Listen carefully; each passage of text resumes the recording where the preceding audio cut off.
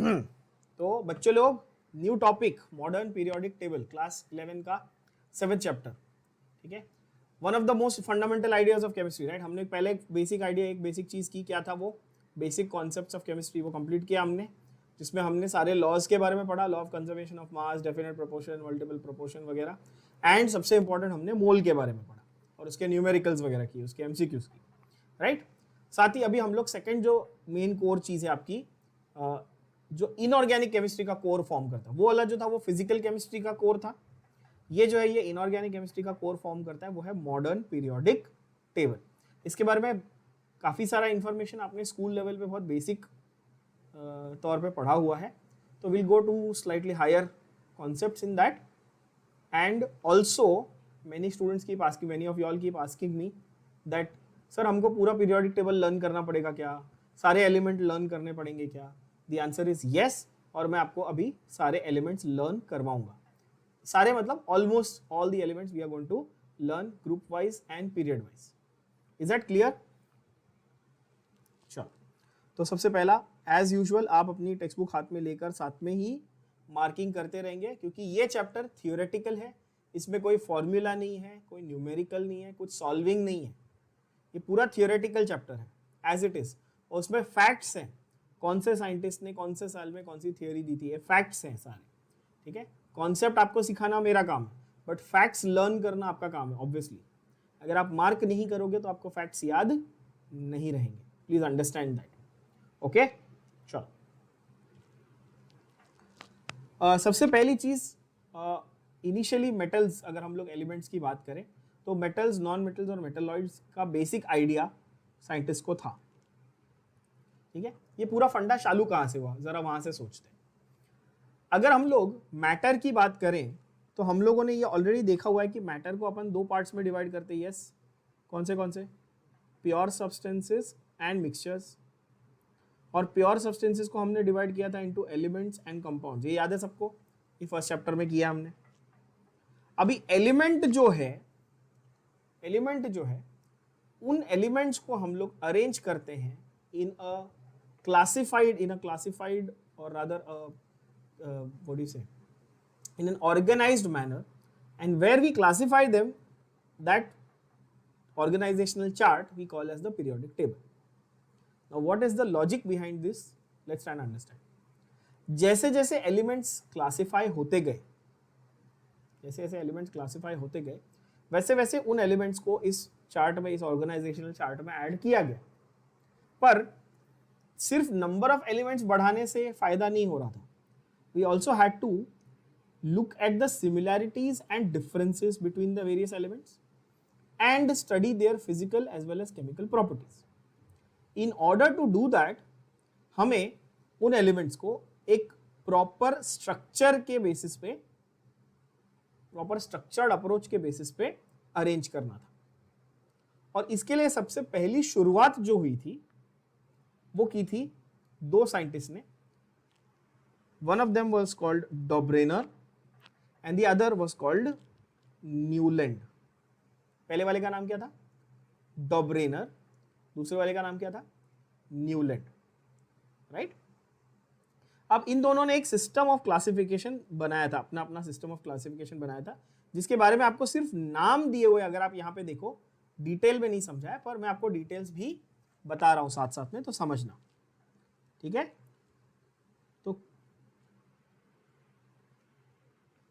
Classification of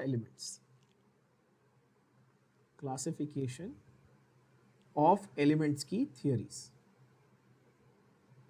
उसमें number 1 पे कौन था? डॉब्रेनर। कौन था बच्चों? डॉब्रेनर, ठीक है। And डॉब्रेनर, what he did was, he arranged elements into groups of 3। क्या किया उसने? 3-3 के ग्रुप में एलिमेंट्स को अरेंज किया। When they say 3 elements, the word triad means 3 elements. The word triad means 3 elements, है ना? तो तो उसने क्या बोला कि भाई मैंने ना 3-3 के सेट में, ठीक है, इनटू सेट लिखो या ग्रुप लिखो आप, ग्रुप्स और sets of 3 elements each,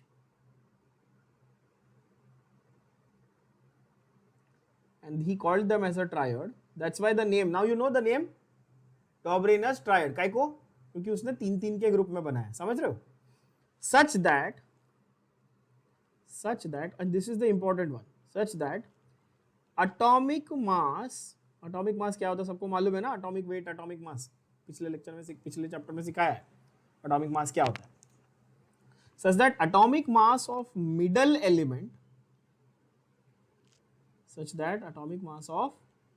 middle element is average of atomic masses of the other two elements. समझा कि नहीं समझा? स्टेटमेंट समझ में आया? 3 का ऐसा सेट बनाओ जहां पर फर्स्ट और लास्ट वाले का एडिशन करने के बाद, एवरेज करने के बाद जो नंबर आया वो ही बीच वाले का एटॉमिक मास होना चाहिए. फिर से समझना क्या बोला मैंने. फर्स्ट और थर्ड का एटॉमिक मास ऐड किया, वो दोनों का एवरेज लिया, तो जो नंबर आया ना वही नंबर मिडल वाले का, बीच वाले का एटॉमिक मास होना चाहिए. ये फंडामेंटल आइडिया पे डॉब्रेनर ने अपना ट्रायड्स को अरेंज किया था. सेंटेंस समझ में आया सबको? हिंदी में समझाया मैंने, ठीक है. गुजराती में बोलो तो गुजराती में भी समझा दो, ठीक है. अभी इसका एग्जाम्पल से इसको जरा क्लैरिफाई करते हैं, एग्जाम्पल से और डिटेल में समझते हैं. एक एग्जाम्पल बहुत अच्छा ले लो, लिथियम, पोटेशियम और सोडियम. अच्छा, क्या आप सब बच्चों को यह बात पता है कि अभी जो करंटली हम लोग पीरियोडिक टेबल पढ़ते हैं उसमें लिथियम, सोडियम, पोटेशियम ये एक लाइन में लिखे जाते हैं, सबको मालूम है ना ये. बट इमेजिन करो आज से 200 साल पहले, जब गूगल बाबा नहीं थे, जब आपके पास टीचर्स नहीं थे, एनसीईआरटी की टेक्स्ट बुक नहीं थी, जब सिखाने के लिए कोई नहीं था, तब ये बंदे ने ये लॉजिक लगा के बताया कि अच्छा लिथियम, सोडियम और पोटेशियम को साथ में रखना चाहिए. Right, seems like a very big deal ना उस टाइम पे उतना समझना. तो उसने लॉजिक क्या लगाया था, यही वाला, उसने ट्रायड वाला लॉजिक लगाया था. कैसे उसने लगाया लॉजिक देखो. उसने बोला यार लिथियम का नंबर 7 है, नंबर मतलब atomic mass. By the way ये मैं पिछले चैप्टर में आपको डिटेल में सिखा चुका हूं, ये आपको लिख लिख कर प्रैक्टिस करना है, तभी आपको याद रहेगा. ओवर कॉन्फिडेंस में रहोगे कि मैंने एक बार रीड कर लिया या स्क्रीन पे देख लिया, सर पढ़ा रहे थे मेरे को आ गया, तो आपको नहीं आने वाला. आप कितने भी स्मार्ट हो आपको याद नहीं रहेगा. Lithium is number 3 and 7, yes. Atomic number 3, atomic mass 7, पूरा टेबल लिख के दिया था, याद है सबको. Potassium is number 19 and 39, atomic number 19, atomic mass 39. तो यहां पर मेरे को पहली बात तो क्या चेक करना है, नंबर चेक करना है कि मास. मास लिखा है, गधों पढ़ो क्या लिखा है, मास चेक करना है, ठीक है. अगर पढ़ भी नहीं पा रहे हो तो पढ़ाई छोड़ दो फिर, ठीक है. मतलब तुम सामने स्क्रीन पे लिखा हुआ फिर भी गलत जवाब दे रहे हो तो फिर तुम पढ़ाई वढ़ाई नहीं कर सकते, ठीक है. चलो, तो एटॉमिक मास हमको चेक करना है, तो हमको ये 7 और 39 ये चेक करना है, समझ रहे हो. यस. तो मैं ये नंबर हटा देता हूं, नहीं तो आप लोग फालतू में कंफ्यूज होते रहोगे. मैंने अभी मासेस ले लिया, मैं एटॉमिक नंबर नहीं एटॉमिक मास की बात कर रहा हूं. प्यार से ध्यान से सुन लो. अच्छा, लिथियम 7, पोटेशियम 39, टोटल कितना हुआ बोलो. 46.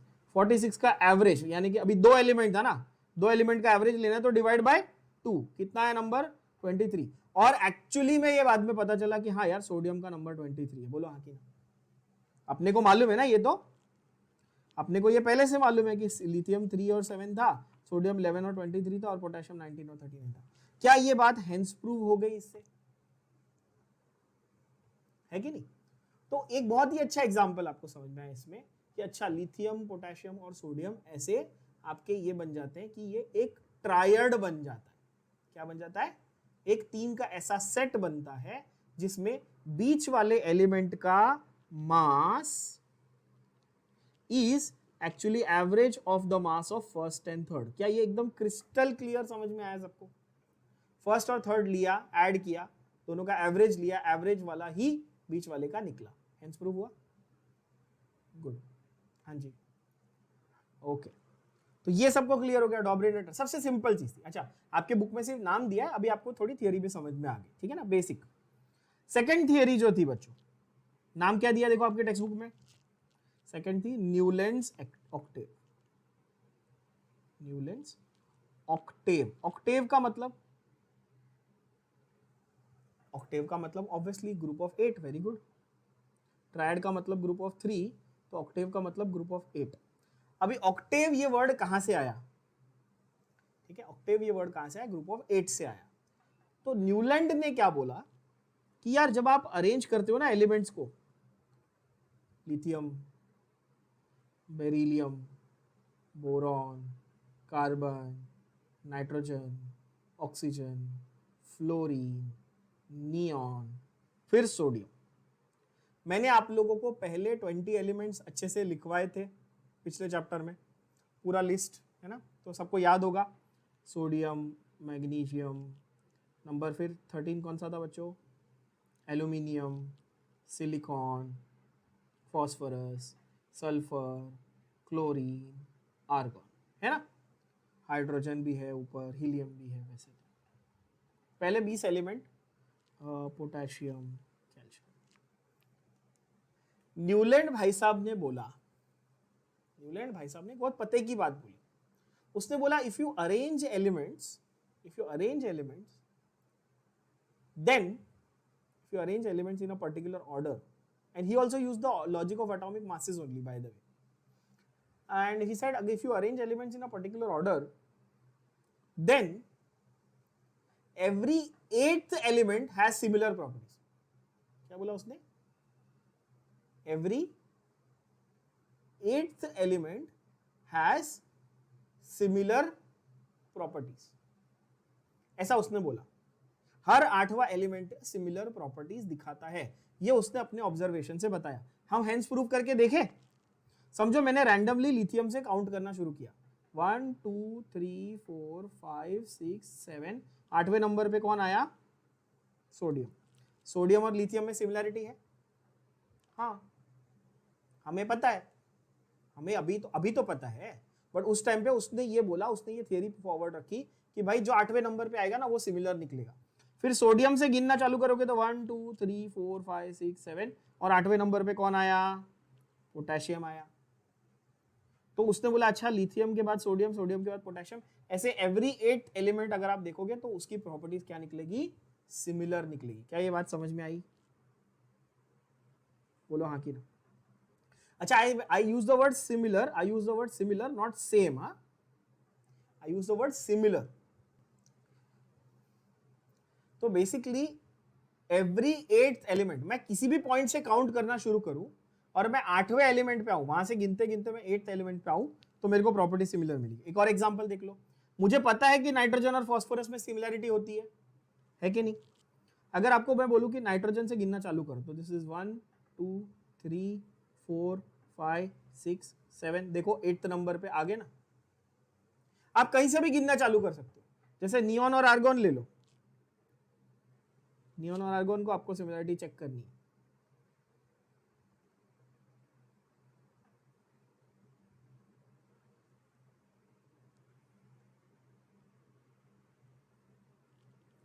तो आप गिनेंगे नियॉन और आर्गन में, जैसे यहां से चालू किया तो 1 2 3 4 5 6 7, और ये आर्गन कौन से नंबर पे आया, 8th नंबर। क्या ये बात समझ में आई, यस बच्चों। अच्छा, एक इंटरेस्टिंग बात बता दो बच्चों, ध्यान से सुनना। आप में से कोई अगर म्यूजिक सीखता है, आप में से कोई म्यूजिक वगैरह अगर सीखता होगा, गिटार या सितार या कोई भी कुछ सीख रहे हो, खास खास करके इंडियन क्लासिकल म्यूजिक, तो व्हाट आर द सुर, कितने सुर होते हैं, सारे गामा कितने होते हैं, सा रे गा मा पा धा नी, कितने हुए, 7, और 8वां वाला कौन सा वापस, सा। पहला और 8वां सेम है ना, तो यही है लॉ ऑफ ऑक्टेव्स, है कि नहीं। अच्छा, ये आप फिजिक्स में यूज करने वाले हो इसलिए बता रहा हूँ, बहुत इंटरेस्टिंग चीज है, अभी सीखोगे तो आगे काम आएगा। फिजिक्स में आप जब साउंड की फिजिक्स पढ़ते हो तो आपको क्या पढ़ाया जाता है, साउंड में भी ऑक्टेव्स होते हैं, है ना। जैसे अगर आप ऐसे गा रहे हो, सा रे गा मा पा धा नी सा, तो दोनों सा है, लेकिन एक सा की फ्रीक्वेंसी कितनी है, सा, है ना, और एक की सा, दोनों की फ्रीक्वेंसी अलग अलग सुनाई दे रही है आपको। मैं जब बोल रहा हूँ, मैं गा रहा हूँ, सो बोल रहा हूँ जो भी है, राइट। ठीक उसी तरह, तो जैसे म्यूजिक में फर्स्ट और एट्थ नोट सुर सेम होता है, वैसे यहां पर न्यूलैंड ने बोला कि भाई जहां से भी मैं काउंटिंग चालू करूंगा वहां से आठवां एलिमेंट आपको सिमिलर प्रॉपर्टीज दिखाएगा। सिमिलर वर्ड इंपॉर्टेंट है, सेम नहीं है, थोड़ा कुछ अलग रहेगा, बट ओवरऑल प्रॉपर्टीज में सिमिलरिटी दिखेगी, जैसे सा और सा में सिमिलरिटी। बात समझ में आ रही है बच्चों? यस। तो आठवां आपको ऐसे याद रखना है, ऑक्टेव्स। तो ये तो दो सबसे सिंपल चीजें हो गई, डॉबरेनर्स ट्रायड्स और न्यूलैंड्स ऑक्टेव्स, ठीक है। उसके बाद जब अरेंजमेंट की बात आई, तब 1869 में there was a chemist named Dmitry Mendeleev. क्या नाम था उसका? Dmitry Mendeleev. At his time in 1869, 63 elements were known. How many elements were known? 63 elements. And he was the first one who gave us the periodic table, and he called it the Mendeleev's periodic table. उसने क्या बोला उसको? Mendeleev का periodic table, obviously. And he arranged the elements on the basis of a law. देखो, हर एक scientist ने अपना अपना लॉजिक, अपना अपना लॉ निकाला, बरोबर है। डॉबरेनर ने बोला 3-3 का ग्रुप बनाओ, न्यूलैंड ने बोला 8-8 का ग्रुप बनाओ, है ना। ठीक उसी तरह मेंडलीव ने बोला कि सारे एलिमेंट्स को आप ग्रुप वूप मत बनाओ, 63 नोन है ना, आप सबको मासेस के हिसाब से असेंडिंग ऑर्डर में लगा दो, लीस्ट टू हाईएस्ट। फिर से सुनना, क्या बोला मैंने? Mendeleev has said, or had said rather, that you arrange all the elements as per their atomic masses from lowest to highest. Directly आप उनको एक लाइन से लगा दो, ठीक है। तो आपका बन जाएगा क्या? Periodic table. क्या ये बात समझ में आई? क्या बोला उसने? एटॉमिक मासेस के हिसाब से आप लगा दो, अरेंज कर दो, तो आपका क्या बन जाएगा? Periodic table. And this funda or this concept that he gave us came to be known as Mendeleev's periodic law. ये मुझे चाहिए कि आप लोग मार्क करके रखें अपने बुक में ध्यान से। This principle that he gave us was called the Mendeleev's periodic law. What was the statement of the law? It stated that the physical and chemical properties of elements are the periodic functions of their atomic masses. इसका मतलब क्या? periodic function, ये मतलब इसका word का मतलब क्या हुआ? They depend on or they are influenced by. बात समझ में आई? फिर से समझो, पीरियोडिक फंक्शन, ये वर्ड का मतलब क्या हुआ? They depend on or are influenced by, or you can say change with, change according to. इसका हिंदी में अगर मैं अनुवाद करूं, इसको आपको हिंदी में समझाऊं ट्रांसलेट करके, इसका मतलब क्या बन जाएगा कि भाई किसी भी एलिमेंट की अगर मैं केमिकल प्रॉपर्टीज, खास करके केमिकल, फिजिकल भी और केमिकल भी, कोई प्रॉपर्टीज चेक कर रहा हूं, तो उसका वेरिएशन कैसे होने वाला है? जैसे जैसे एटॉमिक मास बदलेगा एलिमेंट्स का, वैसे वैसे उसकी फिजिकल और केमिकल प्रॉपर्टी बदलेगी। क्या ये बात सिंपल सी बात भेजे में गई? बोलो हाँ कि ना।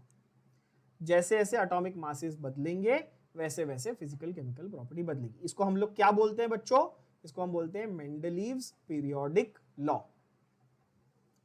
सो बेसिकली ओवरऑल फंडा ये समझ में आया अपने को कि मेंडलीव ने अरेंज किए elements as per the increasing order. मैंने असेंडिंग ऑर्डर वर्ड बोला था ना, increasing order of atomic masses. बोला ठीक है। And he also gave us the idea of vertical groups and horizontal periods. Periodic table में जो वर्टिकल कॉलम्स है, वर्टिकल कॉलम्स को हम लोग क्या बोलते हैं? ग्रुप्स, और हॉरिजॉन्टल रोज को हम क्या बोलते हैं? पीरियड्स। ये भी आइडिया हमको मेंडलीव ने दिया था, ठीक है। बट प्रॉब्लम क्या थी मेंडलीव के पीरियोडिक टेबल में, ये बहुत इंपॉर्टेंट चीज है। दो बड़ी प्रॉब्लम थी मेंडलीव की पीरियोडिक टेबल में, दो बड़ी प्रॉब्लम थी। एक कि Mendeleev had to leave some gaps. Mendeleev को क्या करना पड़ा था, थोड़े बहुत क्या रखने पड़े थे, गैप्स रखने पड़े थे पीरियोडिक टेबल में। क्यों? ऑब्वियसली बिकॉज उस टाइम पे सिर्फ 63 एलिमेंट्स नोन थे, सारे तो नोन थे नहीं, तो बीच बीच में बहुत सारे ऐसे एलिमेंट्स थे जो क्या थे, मिसिंग थे, जिसके बारे में उस समय 1869, आप सोच रहे हो जिस साल महात्मा गांधी पैदा हुए थे, मतलब कितने साल हो गए उस बात को, है ना, ऑलमोस्ट मोर देन 150 इयर्स। तो उस टाइम पे मेंडलीव को सारे एलिमेंट्स का ज्ञान तो था नहीं, तो उसने क्या किया, थोड़े जो स्पेसेस थे एलिमेंट्स को लिखने के, वो क्या कर दिए, वहां पे गैप्स छोड़ दिए। तो ऑब्वियसली वो एक ड्रॉबैक हो गया उसके पीरियोडिक टेबल का, बोलो हाँ कि ना,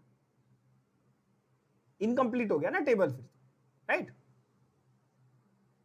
और दूसरा बहुत बड़ा एक प्रॉब्लम ये था कि उसने एटॉमिक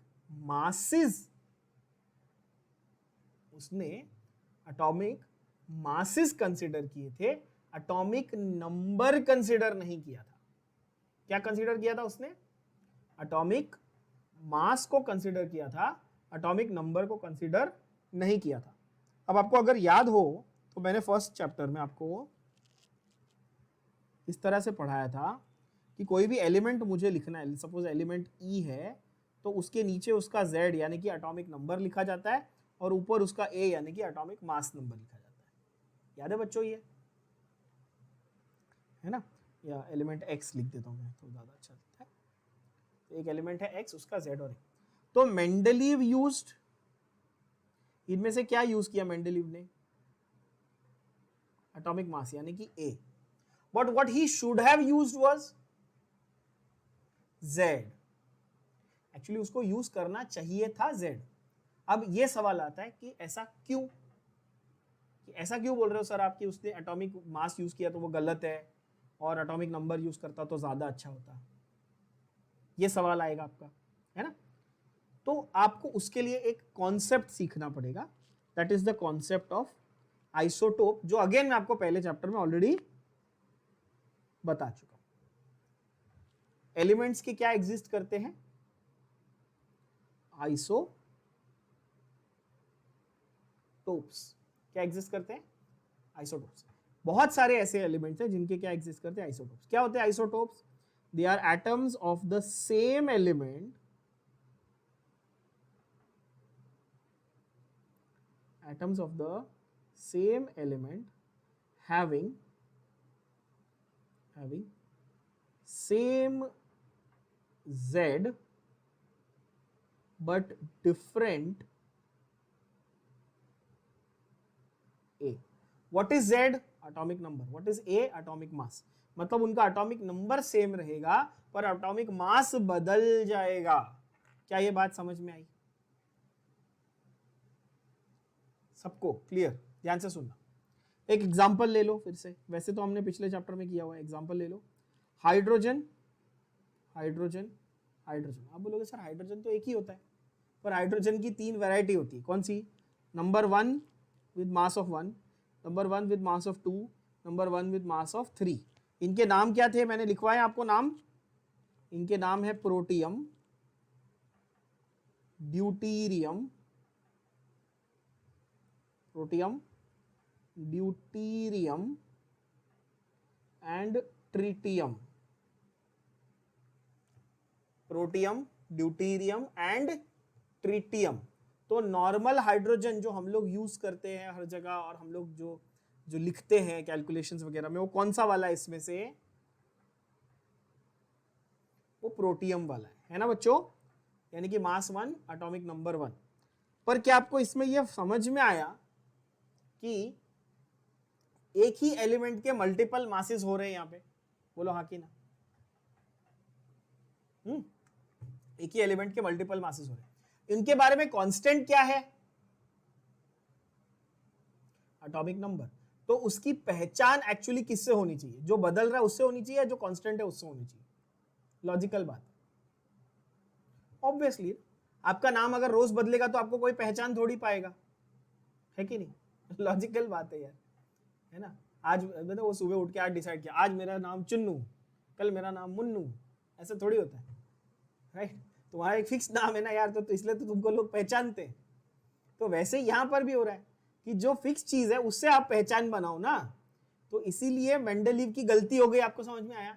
मेंडलीव ने वो चूज कर लिया जो बदल सकता है, क्या? एटॉमिक मास ले लिया उसने, जबकि एक्चुअली उसको लेना चाहिए था एटॉमिक नंबर। क्या ये बात क्लियर हुई बच्चों? तो आप बोलोगे ठीक है सर उसने एटॉमिक मास लिया तो प्रॉब्लम क्या आएगी? थोड़ा सा कॉमन सेंस लगाओ, प्रॉब्लम कहाँ आएगी देखो।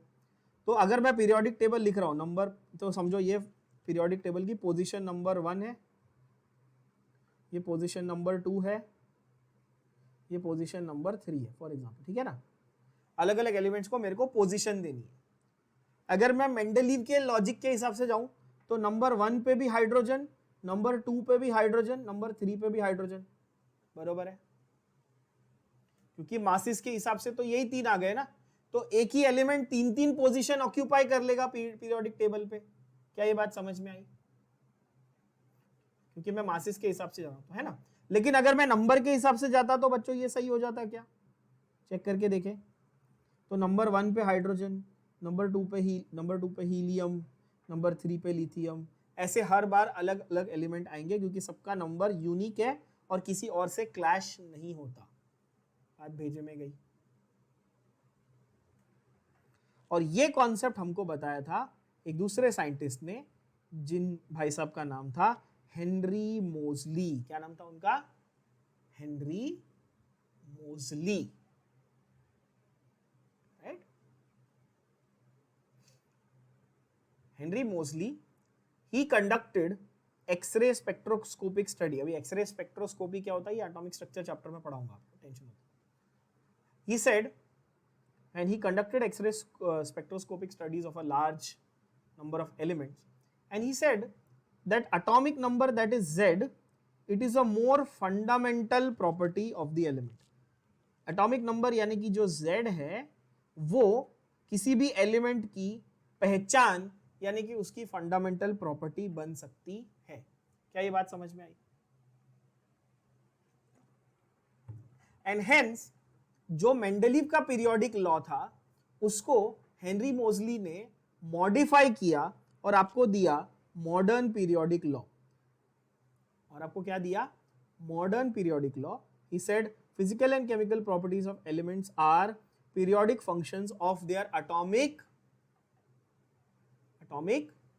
नंबर्स। बच्चों तो आप देखेंगे तो आपको रियलाइज होगा कि यहां पर एक्चुअली उसने सिर्फ और सिर्फ एक वर्ड चेंज किया। आप नोटिस कर रहे हैं? Only one word was changed. यहां पर मासिस था, यहां पर क्या हो गया? नंबर। पर पूरी की पूरी जो आइडिया था, जो पूरा आइडिया था, पूरी जो फंडामेंटल प्रॉपर्टी थी वो बदल गई। बोलो हाँ कि ना? तो मेंडलीव ने कंसीडर किया था एटॉमिक मास, पर हेनरी मोजली भाई साहब ने आके बताया, और आज भी हम वही फॉलो कर रहे हैं, मॉडर्न पीरियोडिक टेबल ही फॉलो कर रहे हैं हम अभी तक, और आगे भी करते रहेंगे, क्योंकि हमें ये क्लियर हो गया कि भाई मासेस को छोड़ के नंबर को फॉलो करने में कोई भी कंफ्यूजन नहीं होगा और हर एलिमेंट को अपनी एक प्रॉपर जगह मिलेगी पीरियोडिक टेबल पे। क्लियर है बच्चों? तो हमें यह समझना है कि अगर हमारा ये पीरियोडिक टेबल में इतना प्रॉब्लम था ही मेंडलीव में और ये सब था, तो इसको क्यों पढ़ रहे हैं? क्योंकि जो कॉन्सेप्ट उसने दिया था ना of comparing the similarities and differences, वो बहुत इंपॉर्टेंट आइडिया था। क्योंकि मेंडलीव के पहले किसी साइंटिस्ट ने यही नहीं बोला था कि भाई एक काम करो, सारे एलिमेंट्स को एक जगह लेके आओ, जमा करो, रखो लाइन से, और ये करो, क्या बोलते हैं, उनकी सिमिलैरिटीज और डिफरेंसेस को स्टडी करो, राइट? तो then we have to give him credit, right? That is very important. Secondly, Mendeleev was able to predict the properties of all the elements or majority of the elements that had not yet been discovered. That was the genius of the man. Imagine in 1869 at that time ऐसे बहुत सारे element थे जो discover नहीं हुए थे, बरोबर ना? लेकिन Mendeleev was such a genius at that time that he accurately predicted all the physical and chemical properties कि आगे जाके फ्यूचर में एक ऐसा एलिमेंट मिलेगा, कहीं ना कहीं से मिलेगा या बनेगा, जिसकी ये प्रॉपर्टीज होगी, वो इस कॉलम में रखा जाएगा, इस एलिमेंट के नीचे आएगा और उससे उसकी सिमिलरिटी होगी। सोचो, जैसे उसने एक्का बोरॉन, एक्का सिलिकॉन, एक्का जर्मेनियम, यानी कि बोरॉन, सिलिकॉन, जर्मेनियम से सिमिलर अदर एलिमेंट्स को प्रिडिक्ट कर दिया था। At that time he did not know the names, but he was able to predict कि ये होने वाला है। आप बोलोगे सर इसमें कौन सी महान बात है? तो भाई जो साइंटिस्ट अपने टाइम से पहले आगे होने वाली चीज को प्रिडिक्ट करे तो ऑब्वियसली उसको महान ही कहेंगे ना। आप निकोला टेस्ला को आप सब लोग महान मानते हो, क्यों क्यों मानते हो टेस्ला को महान? सबने नाम सुना है ना निकोला टेस्ला का। क्यों? why do you think he's a genius? Because more than 100 years ago that guy said, and he wrote in his book that there will be a time in the future soon where we will not require wires to conduct electricity, and wireless devices के बारे में वो लिख के गया पूरा hundreds of years ago. That is why we say that he was genius, obviously. तुमको आज मैं बोलूं कि तुम्हारे पास गूगल है और सब कुछ है, तुम बताओ कि आज से 100 साल बाद गारंटी से कौन सी नई टेक्नोलॉजी होगी जो किसी ने आज तक सुनी भी नहीं है, तुम नहीं प्रेडिक्ट कर पाओगे, है कि नहीं? क्योंकि अपने को अभी अपना जो स्कोप है वो काफी लिमिट हो गया ना, क्योंकि अपने पास इंफॉर्मेशन बहुत है। तो दैट्स व्हाई मेंडलीव के पीरियोडिक टेबल का बहुत सिग्निफिकेंस था और बहुत बड़ा कंट्रीब्यूशन था, ठीक है? तो ऐसा उसको इग्नोर मत करना। हाँ, ये है कि उसमें गलतियां जो थी, सबसे मेन गलती थी आइसोटोप्स वाली, वो हमने देख ली। दूसरी गलती थी कि भाई उसने गैप्स बहुत छोड़े थे, वो भी हमने देख लिया। तो उसकी वजह से उसमें डिसएडवांटेजेस थे, इसकी वजह से हमने क्या किया, मॉडर्न पीरियोडिक लॉ बनाया, हेनरी मोजली ने बनाया, और मॉडर्न पीरियोडिक टेबल उस बेसिस पे बनाया गया, जिसको हम लोग long form of the periodic table भी कहते हैं बच्चों। क्या कहते हैं? Long form of the periodic table. Now here on your screen you can see the long form of the periodic table. Yes, everybody? Now let's try and understand the structure, overall structure of the table. ध्यान से देखना, मस्त एकदम बहुत ही प्यारा आपको colourful तरीके से यहाँ पे दिखाया हुआ है, समझाया हुआ है। देखो आपके पास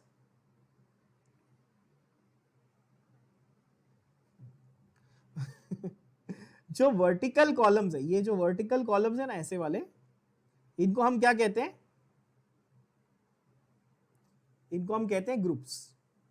वर्टिकल कॉलम्स को हम कहते हैं ग्रुप्स, और हॉरिजॉन्टल रोज को, ये वाले हॉरिजॉन्टल रोज ऐसे, इनको हम कहते हैं पीरियड्स।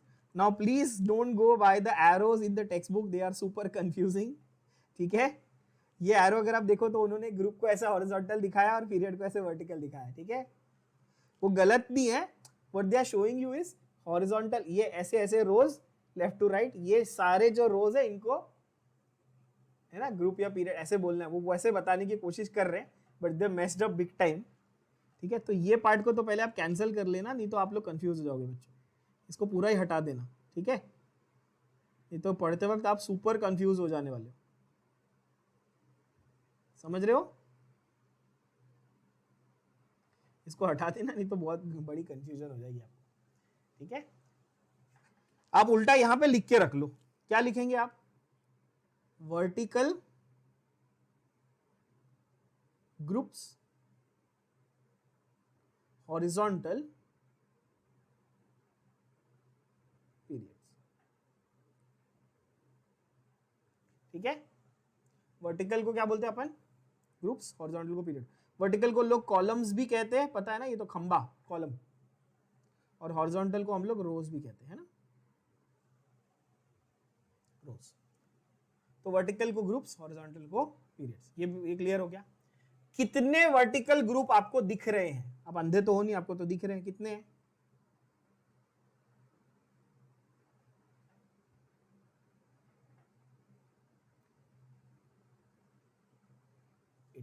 है ना? I have marked for you the numbers. Can you see that? The numbers I have highlighted for you. The numbers are 1 to 18. Directly 1 से लेके 18 तक आपके पूरे के पूरे ग्रुप्स हैं अरेंज्ड। तो कितने ग्रुप्स है भाई? तो आपके आप लिखेंगे यहाँ पे ग्रुप्स है 18, और पीरियड्स यानी कि रोज कितने आपके पीरियोडिक टेबल में? There are only 7। चेक। क्या ये बात क्लियर हुई बच्चों? है ना? तो ये जो पीरियड्स हैं हमारे यानी कि हॉरिजॉन्टल रोज हैं ये 7 हैं और ग्रुप्स हमारे 18 है। ना कुछ बच्चे इसमें थोड़ा सा ज्यादा डेढ़ शाणे बन के बोलते हैं सर ये 1 2 3 4 5 6 7 और ये 8 और ये 9, मेरे को 9 हॉरिजॉन्टल रो दिख रहे हैं। मेरे भाई ये this is part of the lanthanoid and actinoid series, ये 6th और 7th रो का ही पार्ट है, तो उसको अलग से नहीं गिनते, हम 7 पीरियड्स ही कहते हैं। क्या ये बात समझ में आई? So in short modern periodic table का अगर आपको कोई स्ट्रक्चर पूछेगा, अच्छा ये चीज याद रखना, क्लास 11 में अभी अगर हम लोग आपके बोर्ड्स की बात करें, क्लास 11 की बात कर रहे हैं, तो आपको थियोरी को रट्टा नहीं मारना है, क्योंकि आपको लॉन्ग आंसर या शॉर्ट आंसर नहीं लिखने जाना, ठीक है ना, वो सिर्फ कॉलेज के एग्जाम में आते हैं, दैट इज ओके, पर आपको कॉन्सेप्ट पे फोकस करना है because MCQ point of view से पढ़ना है, ठीक है ना, तो ध्यान से देखना। मॉडर्न पीरियोडिक टेबल का स्ट्रक्चर समझ लेते हैं जरा। The long form of the modern periodic table is consisting of vertical columns and horizontal rows. Horizontal rows are called periods and vertical columns are called groups. There are 7 periods from 1 to 7 and 18 groups from 1 to 18. ये सारी चीजें आप लोगों को clearly समझ में आ गई। ये जो number of groups and periods है 7 and 18 और 18 and 7 respectively, this was given obviously by the IUPAC, और IUPAC ने बोल दिया तो अपने को फॉलो करने का है ना, वो मुन्ना भाई और सर्किट है ना, भाई ने बोला करने का तो करने का, IUPAC ने बोल दिया भाई 18 ग्रुप 7 पीरियड, बस आर्ग्यू नहीं करने का, उतना ही फॉलो करना है। अभी below the main table are 2 separate series, मैंने पीरियड वर्ड यूज नहीं किया, सीरीज वर्ड यूज किया, ध्यान से देख लो। Below the main table are 2 what, are 2 separate series. ये दो कौन सी सीरीज है? ये दो हैं lanthanoid series and actinoid series. कौन से बच्चों? ध्यान से देखना, लैंथेनॉइड। अब इसमें ना मैंने स्टूडेंट्स तो छोड़ो, टीचर्स को भी इसमें गोची करते हुए देखा है, वो लैंथेनाइड लिखते हैं, द वर्ड इज लैंथेनॉइड। आपको भी स्कूल में बहुत जगह पे आपने ऐसा देखा होगा, पीपल राइटिंग IDE, देखा है आप लोगों ने? रॉन्ग लिया है वो, मतलब आइड नहीं लिखना है, ऑइड लिखना है, ऑइड, ध्यान से देख लो जरा, ऑइड, लैंथेनॉइड, एक्टिनॉइड। आइड ओल्ड यूजेज में यूज करते थे लोग, लेकिन वो इनकरेक्ट है, the correct word is lanthanoid and actinoid. You all want to know why it is called so? The word oid means, ये बायो वालों को मैंने सिखाया है, बायोलॉजी में मैंने सिखाया है ना, oid का मतलब क्या होता है बच्चों? सिमिलर, yes, oid का मतलब होता है सिमिलर टू, सिमिलर टू, है ना। तो यहां पर आप नोटिस करना, आपको समझ में आएगा बहुत अच्छे से, प्यार से देखो। ये एलिमेंट का नाम क्या है? मैं जूम करके दिखाऊं, जूम करके मैं आपको दिखा रहा हूं, देखो आप, लैंथेनम नाम दिख रहा है सबको, है ना, लकी अली का फेवरेट एलिमेंट है ये, लैंथेनम, ओसनम, है ना। तो ये नंबर है 57। और सीरियम, नेक्स्ट नंबर क्या है? सीरियम, देखो सीरियम, मैं अपने मन से नाम नहीं बता रहा हूं, स्क्रीन पे लिखे हुए हैं, देख सकते हो, पढ़ सकते हो, ठीक है। लैंथेनम नंबर 57 है और सीरियम है नंबर 58, ये रहे, ठीक है। तो लैंथेनम के बाद वाले एलिमेंट्स, सुनना ध्यान से, मैंने क्या बोला? लैंथेनम के जस्ट बाद वाले एलिमेंट्स, इसलिए नाम रखा लैंथेनॉइड। नाम समझ में आया? लैंथेनम के जैसे है, लैंथेनम के बाद आते हैं और लैंथेनम के जैसे हैं, तो लैंथेनॉइड। क्या ये बात समझ में आई? कुछ भी रट्टा नहीं मारना है, हर पीछे, हर वर्ड के पीछे लॉजिक है, समझने की बात है, ठीक है। क्या बोला मैंने? लैंथेनम के बाद आते हैं तो आप क्या बोलेंगे बच्चों? लैंथेनॉइड। ठीक उसी तरह अगर आप देखें तो ये thorium, by the way thorium सबको पता होगा, थॉर, क्रिस हेम्सवर्थ, एवेंजर्स ने फेमस कर दिया उसको, है ना, मार्वल वालों ने। तुम्हारे लिए थॉर एक कॉमिक बुक कैरेक्टर है, but in reality he is a Norse God, पता है ना। जैसे अपने इधर हिंदू माइथोलॉजी में इंद्रदेव होते हैं ना, the God of lightning, Norse mythology में उसका करस्पॉन्डिंग थॉर है। खैर, तो थॉर के नाम पे एलिमेंट का नाम रखा गया थोरियम, है ना। पर ये थोरियम किसके बाद आ रहा है नोटिस करेंगे? एक्टीनियम के बाद आ रहा है, देखो एक्टीनियम के बाद, और एक्टीनियम के बाद और एक्टीनियम से सिमिलर तो एक्टिनोइड। क्या ये बात भेजे में गई? तो लॉजिक है ना नाम नेमिंग के पीछे। Just to go away from the topic for a couple of minutes, let's see, बहुत ही इंटरेस्टिंग चीजें आपको यहाँ पे समझ में आएगी, मजा आएगा। देखो एलिमेंट्स को नाम देने का जो फंडा है ना वो रैंडम नहीं है। बहुत सारे लोगों को ऐसा लगता है कि हाँ कुछ भी उठा के नाम दे दिया, ऐसा नहीं है भाई, हर एक के पीछे लॉजिक है। फॉर एग्जाम्पल अगर आप देखो तो मर्क्यूरी, ये प्लैनेट का नाम है, मर्क्यूरी प्लैनेट का नाम है। प्लूटोनियम, प्लूटो प्लैनेट का नाम है ना।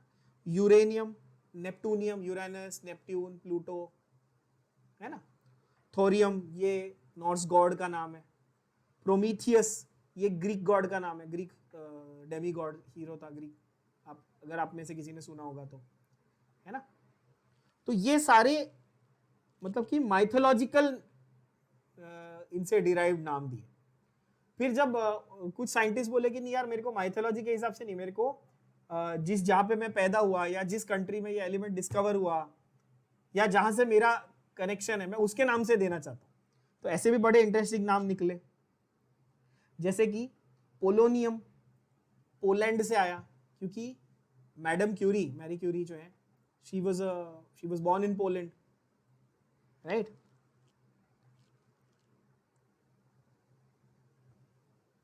IUM signifies that it forms a cation.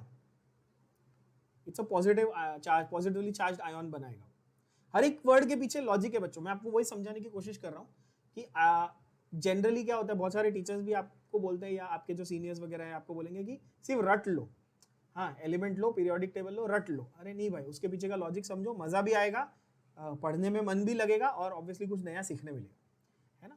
तो जैसे कि आपको मैंने बताया, अच्छा पोलोनियम का नाम है, जैसे इंडियम, देखो दिख रहा है आपको indium, obviously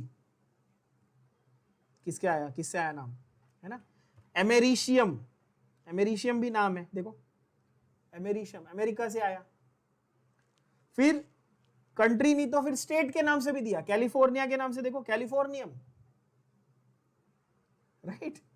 so there were very very very different or many different fundas, है ना, जिसके हिसाब से नाम दिए गए। फिर उसके बाद एक सेट था जो फेमस साइंटिस्ट के नाम से दिया गया। Just to give you another example of that also, जैसे कि आपको मिलेगा मेंडेलिवियम, देखो मेंडेलिवियम, आइंस्टाइनियम, रुदरफोर्डियम भी है एक, मेरे को नाम या उसका नंबर याद नहीं आ रहा, there is rutherfordium, right. So all these 104 is rutherfordium, see, है ना। तो देर आर डुबनियम मेरे नाम पे नहीं है, आई mean even though I would have been very happy अगर मेरे नाम से एलिमेंट होता, तो डुबनियम दुबे सर के नाम पे नहीं है, ठीक है। तो खैर कहने का मतलब यह है कि many names of these elements you will find that they have certain connection either directly to their properties or to their history of where they were discovered or by whom or in honor of certain scientists, right? That makes sense? Okay, so यहाँ पर हमारा so overall currently अगर हम देखें तो हमारे पास 118 elements arranged हैं।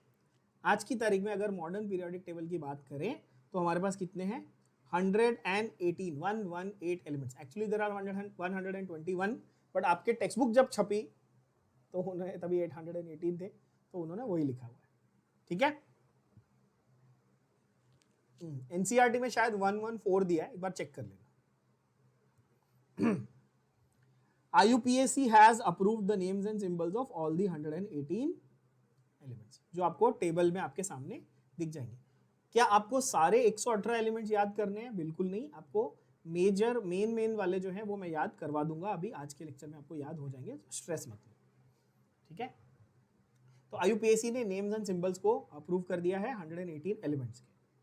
Now let's go to the part where you have to learn the names of certain elements for your exams. Certain elements that you have to remember. I'll give you shortcuts and tricks to remember the entire periodic table. और इसमें कोई बहुत बड़ी चीज नहीं है, periodic table याद करना या करवाना कोई बहुत बड़ा अचीवमेंट नहीं है, ठीक है? तो इसको इतना ये मत लो, 5 मिनट लगता है पूरा पीरियोडिक टेबल याद करने में. चलो फटाफट करेंगे. ग्रुप नंबर 1 सबसे पहले. कितनी ग्रुप्स है हमारे पास वैसे बाय द वे? 18 ग्रुप्स है ना. हम लोग सारे 18 के 18 ग्रुप्स याद नहीं करेंगे, हम लोग मेन वाले जो हमारे सिलेबस पे या हमारे एग्जाम्स के हिसाब से रेलेवेंट है वो याद कर लेंगे, ठीक है?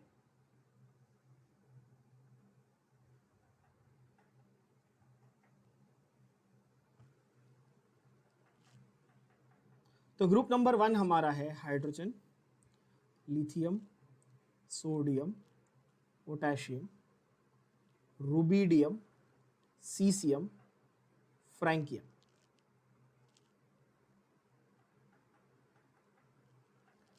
ठीक है?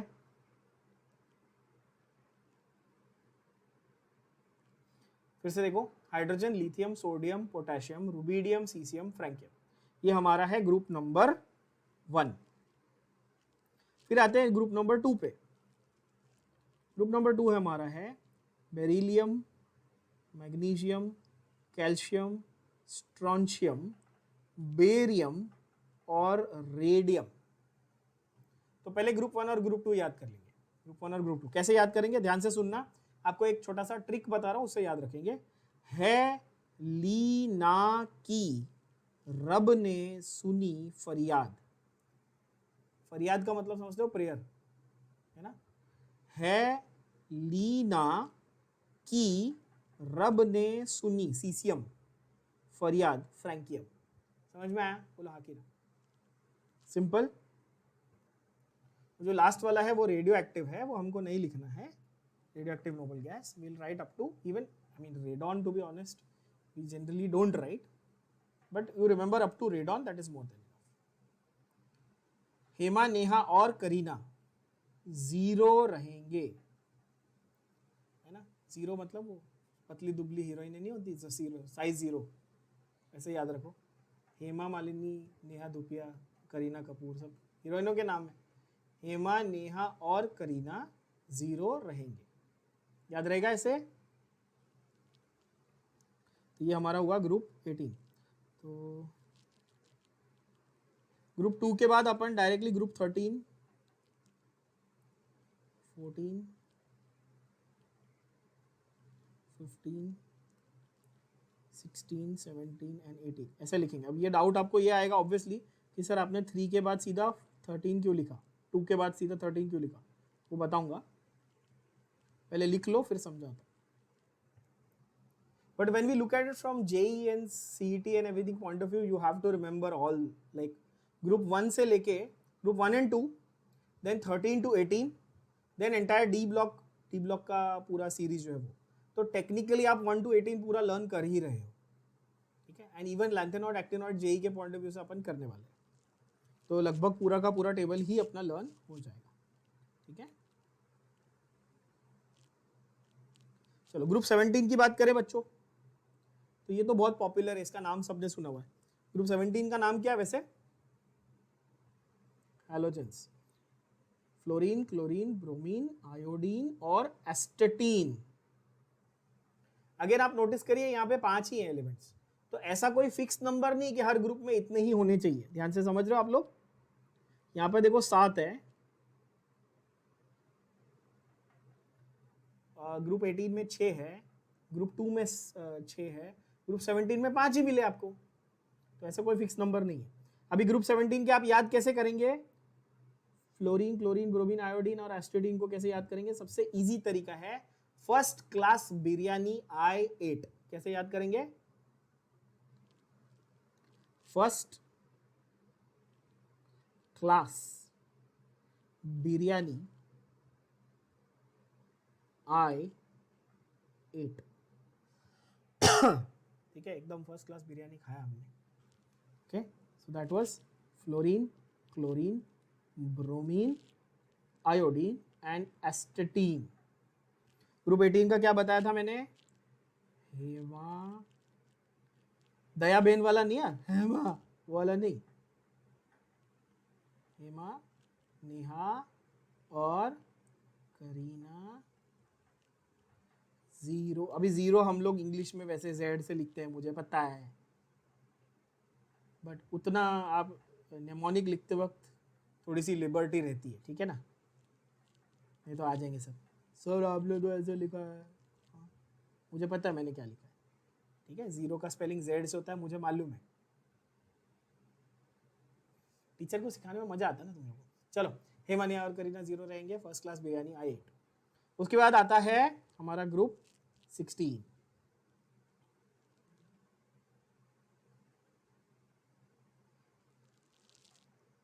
हमारा ग्रुप 16 आ जाता है, जिसका जो एलिमेंट्स हैं, जिसके एलिमेंट्स हैं oxygen, sulphur, selenium, tellurium, polonium. क्या नाम है? Oxygen, sulphur, selenium, tellurium, polonium. मेरे बाद रिपीट करेंगे तभी याद रहेगा, नहीं तो आपको नाम पल्ले नहीं पड़ेंगे। Oxygen, sulphur, selenium, tellurium, polonium. बोलो, सेलिनियम, टेलुरियम, पोलोनियम। इसका शॉर्टकट जो है, इसका जो ट्रिक है वो बहुत सिंपल है। ओल्ड स्टाइल से टी पॉट लाया, या फिर ऐसा याद कर सकते हो, ओल्ड स्टोर से टी पॉट लाया। एक बड़ी पुरानी दुकान है आपके यहाँ पास में, ओल्ड स्टोर है, पुरानी दुकान है, वहां से जाके आपने क्या खरीदा? टी पॉट खरीदा आपने, चाय का, है ना, वो बचपन में करते थे, I am a T pot short and stout वाला, वो टी पॉट। ठीक है, तो ग्रुप 16 कैसे याद करेंगे बच्चों? ओल्ड स्टोर से टी पॉट लाया। ठीक है ना? क्या क्या बना इससे? ओ से ऑक्सीजन, एस से सल्फर, एस ई से सेलिनियम, टी ई से टेलुरियम, पी ओ से पोलोनियम। बन गया बच्चों? सिंपल लग रहा है, एकदम इजीली याद हो रहे हैं आपको? यस।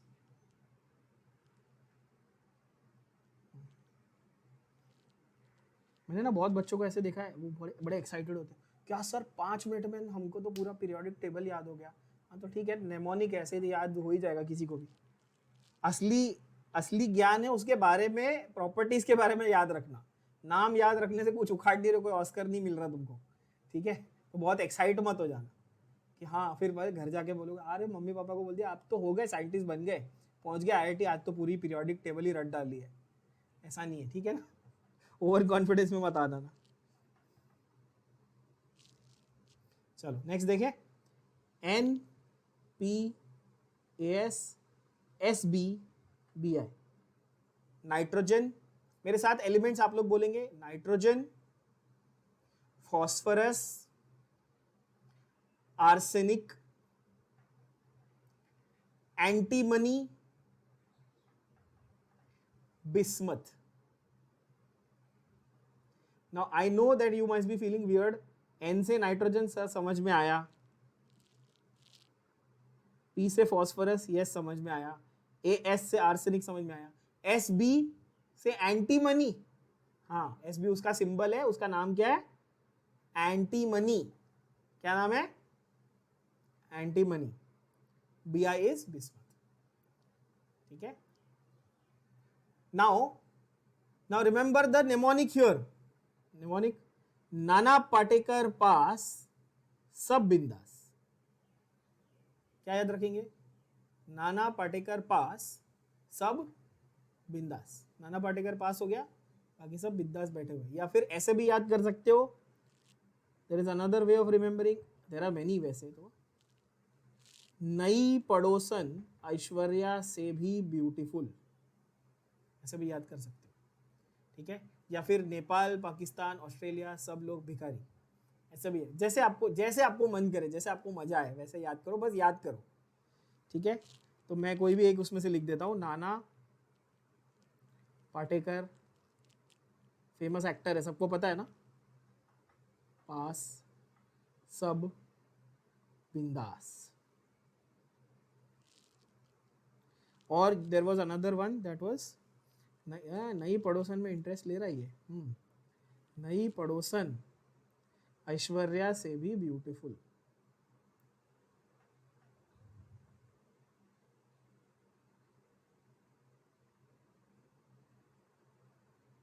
ठीक है, आप कोई भी यूज कर सकते हो, आपके ऊपर। तो N से आपका नाइट्रोजन आ गया, P से आपका फॉस्फोरस आ गया, AS से आपके आ गया आर्सेनिक, SB से आपका आ गया ऑब्वियसली, SB से आ गया आपका एंटीमनी, और BI से आ गया बिस्मथ। ठीक है, बिस्मथ। ठीक है बच्चों,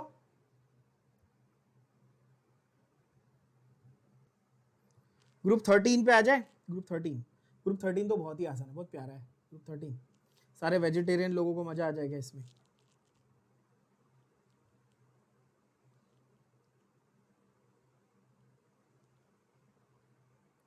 ग्रुप 13 है हमारा BALGAINTL, ध्यान से देखना, TL not TH was thorium, that was number 90। Boron, अच्छा मेरे साथ आप एलिमेंट्स रिपीट करेंगे। Boron, aluminium, gallium, indium, thallium.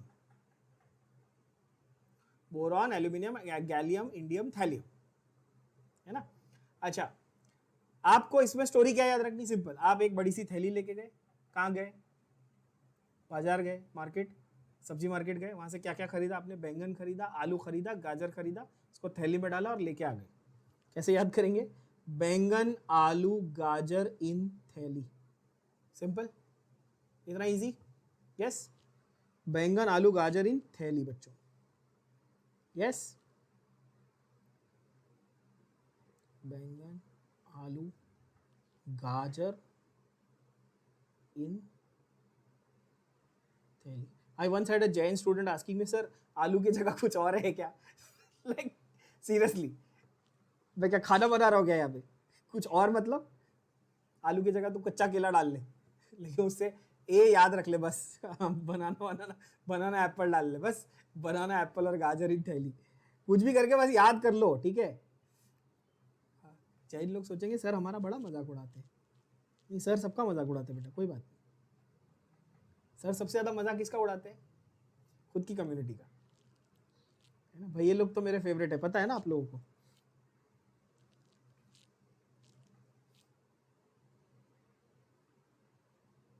चलो लास्ट, ग्रुप 14 हमारा बहुत सिंपल है। Carbon, silicon, germanium, tin and lead. मेरे साथ आप एलिमेंट्स रिपीट करेंगे। कार्बन,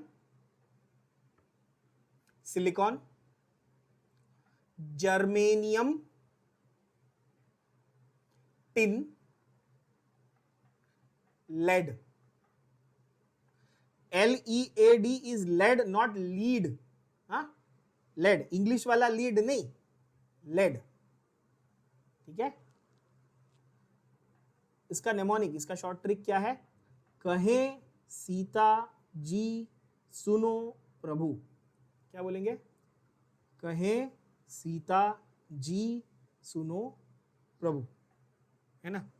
अपन हिंदू माइथोलॉजी में पढ़ते हैं, सीता जी अपने हस्बैंड राम जी को प्रभु बुलाते सब, ठीक है। तो वो ऐसे बोल रही है भाई, कहे, अभी कहे I know is written with the K, but you have to remember the sound, क से कार्बन, ठीक है, क से कार्बन। आपको साउंड याद करा रहा हूं मैं, ताकि आपको नाम फटाक से याद आए, ठीक है। Don't go literally by the spelling please, उतना कॉमन सेंस लगा लो। कहे Sita ji, I know G is written as J, but I will write it in my way so that you remember the names. कहे सीता जी सुनो, यानी कि टिन, एंड प्रभु यानी कि PB, राइट। क्या बच्चों, तो ये हो गए हमारे ग्रुप 1, 2, 13, 14, 15, 16, 17, 18 सारे एलिमेंट्स। 5 मिनट लगेंगे, आप पूरे के पूरे याद कर सकते हो। मैंने आपको नेमोनिक भी लिख के दे दिया, सारे एलिमेंट्स बता दिए कैसे प्रोनाउंस करने, कैसे लिखने। अब ये बहुत बेसिक करवाया है, अगले सेशन में हम बाकी डी ब्लॉक के जो एलिमेंट्स हैं उनके भी नाम याद करेंगे और सबके एटॉमिक नंबर्स किस तरह से लर्न करने हैं और उनको ब्लॉक्स में कैसे डिवाइड करना है, ये आपको मैं अगले सेशन में सिखाऊंगा। ठीक है बच्चों।